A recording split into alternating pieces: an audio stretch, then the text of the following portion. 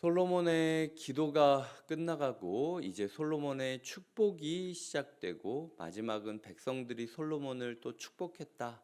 그 축복의 공동체 가운데 기쁨이 가득했다라고 하는 해피엔딩으로 8장이 매듭지어지고 있습니다.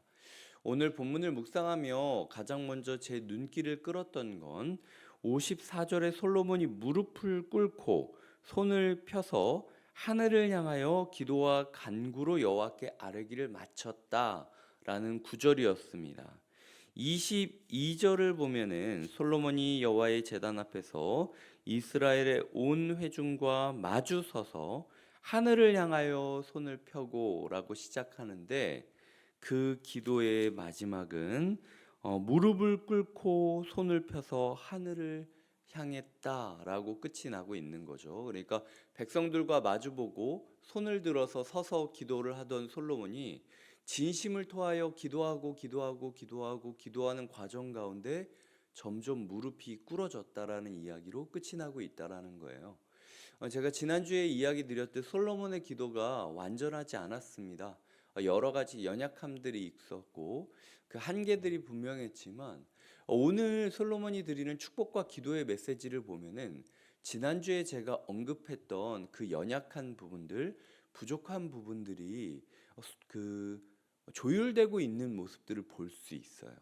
그저 하나님 이거 해주십시오라고 했던 기도에서부터 하나님이 우리 마음 지켜주지 않으면 안 됩니다 라는 신앙 고백과 간구, 하나님 저희 순종하고 하나님 따르게 하나님 붙잡아 주세요 라고 이야기하는 데까지 이끌어지고 있다라는 것에서 이 기도의 능력이 우리에게 알려주고 있는 거죠. 기도의 능력을 알 수 있는 거죠.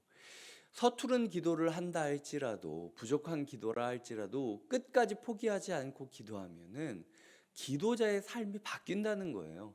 처음에는 사람을 의식하고 서서 하나님께 손을 들어 했던 그 솔로몬의 기도가 끝마칠 때는 무릎을 꿇고 겸손한 태도로 온전히 하나님을 의뢰하고 의지하는 순수한 기도의 모습으로 바뀌듯, 처음에 어떤 마음으로 우리가 기도의 자리에 나왔든 간에 이 기도의 자리를 포기하지 않고 끝까지 기도하게 된다면 하나님께서 반드시 우리의 삶을 조율하게 해주실 것이다.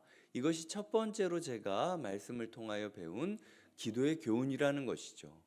기도를 통하여 하나님께 조율된 사람은 어떤 말을 하는가?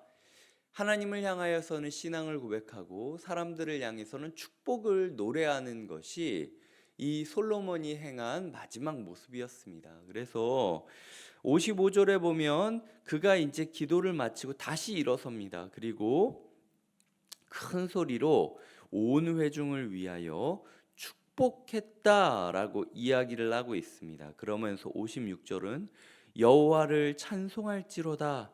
이 모든 좋은 약속이 하나도 이루어지지 아니함이 없도다라고 이야기를 하면서 그의 메시지 가운데 하나님의 신실하심에 대한 신앙 고백과 그 신실하심을 붙잡고 온 이스라엘 사람들을 축복하는 메시지로 이 본문이 채워지고 있다라는 거죠.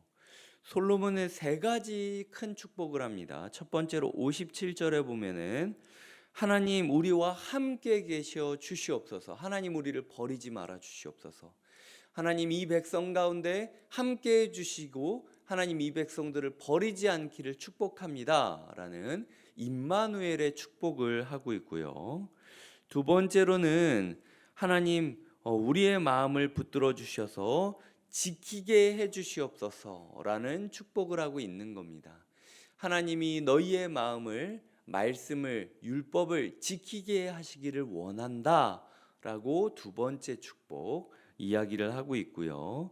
세 번째로는 우리의 기도를 들어주시는 하나님을 말미암아 60절에 보면은 세상 만민이 여호와께서만 하나님이고 그 외에 신은 없는 줄을 알게 하여 주시옵소서라고 신앙을 고백하며 이스라엘에게 축복을 하고 있는 겁니다. 그러니까 세 가지 축복을 던질 때에 하나님이 너희와 함께 하시고 너희를 버리지 않기를 원한다.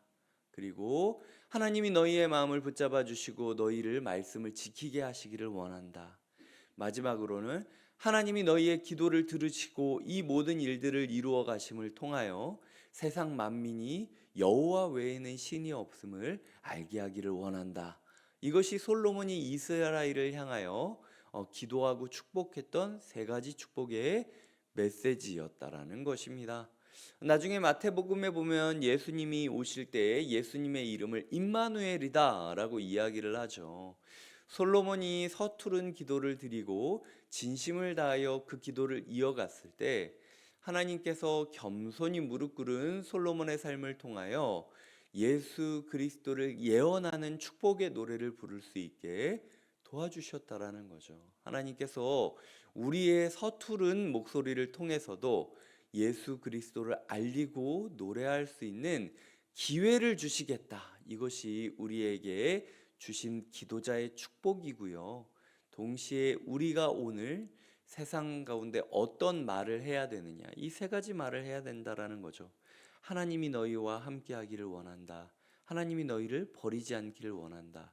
하나님이 너희를 지켜 길을 인도해 주시기를 원한다. 하나님이 너희가 말씀의 길을 걸어가기를 지켜주시기를 원한다. 우리의 기도가 들어짐으로 인하여 세상 만민이 여호와 외에는 딴 신이 없음을 깨닫기를 원한다. 이 세 가지의 축복을 우리 자신과 우리 가족들과 우리 교회 다락방 식구들과 우리가 마주하는 모든 사람들에게 전해야 되는 축복의 메시지가 이 세 가지의 메시지라는 거죠.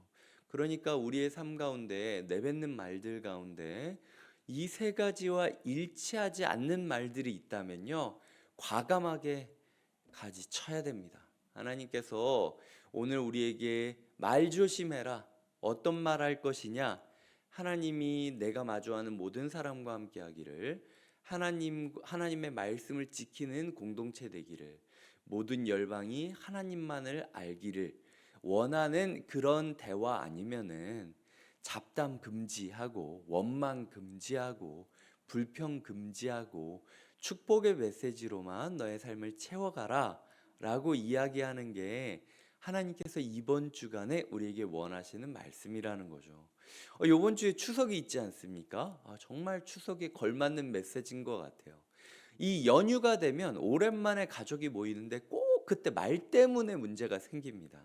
하여튼 뭐 꿍시렁꿍시렁 거리기도 하고 같이 이렇게 명절 오가다 보니까 대화할 시간도 많고 피곤하기도 하고 그러다 보니까 말실수도 하고, 하나님이 말하시는 거죠. 이번 연휴 가운데 우리의 삶 가운데 짜증내지 말고 불평하지 말고 원망하지 말고 축복의 메시지로만 가득한 가정이 됐으면 좋겠다. 하나님께서 우리에게 원하고 계시는 모습이라는 겁니다. 두 번째로는요, 이 축복의 메시지가요, 차고 넘쳤으면 좋겠다라는 게 오늘 말씀의 또 한 축입니다. 보시면은 63절에 화목제를 드렸다라고 이야기를 하는데 소가 22,000마리, 양이 12만 마리를 드렸다라고 이야기를 하고 있습니다. 딱 봐도 그냥 많은 거죠. 그래서 학자들은 뭐라고 이야기를 하냐면 이 제물에 그 양이 14일 동안 이걸 드렸다라고 이야기하는데 7 플러스 7, 매일 10만 명에서 20만 명의 사람들이 먹을 수 있는 분량이었다라고 이야기를 하고 있는 거예요. 화목제입니다. 화목제. 억지로 드린 거 아닙니다. 네. 자발적으로 축복의 공동체가 자기의 것을 나누면서 지금 잔치를 벌이고 있는데 매일 10만 명에서 20만 명이 먹을 수 있는 풍성한 잔치를 베풀었다. 이게 솔로몬의 그 예배를 통한 하나님의 평가였다라는 거죠. 그 풍성한 잔치 가운데 기쁨이 넘쳤다라고 이야기를 하는 겁니다. 하나님이 시켜서 지금 억지로 바치는 거 아닙니다. 솔로몬이 너무 행복했던 거예요. 하나님이 시키지 않아도 매일 차고 넘치도록 왕궁 곳간을 털어가지고 지금 백성들과 함께 잔치를 나누고 있는 솔로몬의 모습을 보면서 우리의 삶이 풍성한가? 우리의 삶이 행복한가? 우리의 삶이 이렇게 차고 넘치도록 기쁨이 흘러 넘치고 있는가? 우리의 자발적인 기쁨과 축제로 말미암아 이 기쁨이 공유되어지고 확산되어지고 있을 정도로 우리의 화목제가 넘치고 있는가라는 묵상을 하게 되고 있다라는 거죠. 어제 이제 오후부터 다음 주 할 설교를 준비하고 있는데 뭐 설교의 큰 축이 이겁니다. 자발적인 순종을 했다. 이게 이제 다음 주에 제가 전하게 될 메시지예요. 하나님이 네 가지 명령을 하시죠. 일어나라, 올라가라, 그리고 거주하며 제단을 쌓으라. 네 가지 명령을 하는데 일어나라, 올라가라 이야기를 하면서 지금 그 야곱이 특별한 그 순종을 서약합니다. 너희의 우상을 묻어두고 그리고 너희의 의복들을 정결하게 해라라고 하면서 우상과 귀걸이들을 다, 이 귀걸이가 이방신들이 그려졌던 귀걸이거든요. 이것들을 다 상수리나무 아래에 묻었다라고 하는데 하나님이 시킨 거 아니라는 거예요. 근데 야곱의 순종이 100%였다라고 제가 느끼는 거는 야곱은 하나님이 시키지 않았음에도 불구하고 순종을 넘어선 순종을 보여주었다라는 거죠. 그게 하나님이 원하시는 순종의 모습입니다. 솔로몬의 오늘 모습도 그래요. 하나님이 화목제 시키지 않았습니다. 하지만 순종을 넘어선 순종으로, 기쁨을 넘어선 기쁨으로, 헌신을 넘어선 헌신으로 자기의 풍성함을 보여주고 있는 것이 솔로몬의 오늘 모습이라는 거죠. 하나님께서 우리에게 물어보고 계시는 겁니다. 너 행복하니? 너 나와 예배 드렸는데 어제. 솔로몬이 처음에는 서서 기도하다가 마지막에 무릎 꿇어서 기도하면서 기쁨이 넘치는 축복의 사람이 된 것처럼 너 어제 예배가 너에게 풍성함을 주었니? 행복함을 주었니? 원래 예배는 그래야 되는 거야. 내가 너한테 시키는 것만 마지못해 하는 인생을 그리는 게 아니라 네가 나 때문에 너무 행복해서 자발적으로 너의 삶에 잔치가 시작됐으면 좋겠다. 그래서 마지못해 하는 순종의 삶이 아니라 벅차오르는 마음을 주체하지 못하고 이 기쁨을 전하는 축복의 잔치가 그게 진짜 추석의 잔치 아니겠니? 라고 하나님께서 이번 주를 시작하는 저의 마음에 말씀을 하고 계시다라는 거죠. 이 차고 넘치는 축복의 메시지, 축복의 잔치가 우리의 삶에 함께하기를 주님의 이름으로 부탁드립니다. 기도하시겠습니다. 하나님 아버지, 오늘 솔로몬의 기도와 축복에 대해서 그리며 하나님 많은 것들을 배웠습니다. 기도의 자리를 끝까지 이어간다면 솔로몬이 바뀌었듯이 우리의 삶도 분명히 변할 수 있다라는 것, 그렇기 때문에 하나님을 떠나지 말고 끊임없이 기도의 자리를 사모해야 된다라는 것을 배웠고, 또한 우리가 솔로몬이 했던 축복의 메시지들을 통하여 세상 가운데 어떤 말을 하고 살아가야 되는지, 하나님과 함께하기를, 그리고 하나님의 말씀을 지키기를, 열방이 하나님만이 주임을 알게 하기를, 이 원한다라는 축복의 메시지를 한 주간 우리 입술에 머무르게 하기로 다짐해야 할 것을 깨닫게 되었고, 마지막으로는 우리가 마지못해 예배하고 축복하고 누리는 삶이 아니라 벅차오르는 감격으로 순종을 넘어선 순종, 헌신을 넘어선 헌신, 그리고 하나님의 명령을 넘어선 잔치가 일어나기를 소망하게 되었습니다. 이제 이번 주 추석이라는 큰 명절이 있습니다. 이 긴 연휴 가운데 하나님 우리의 마음이 하나님께 조율되게 하여 주시고, 하나님의 사람답게 축복을 선포하게 하여 주시고, 하나님 풍성한 기쁨이 어떤 상황에서도 솟아오르는 기쁨을 막지 못함을 우리가 간증할 수 있도록 인도하여 주시옵소서. 감사하고 예수님의 이름으로 기도드립니다. 아멘.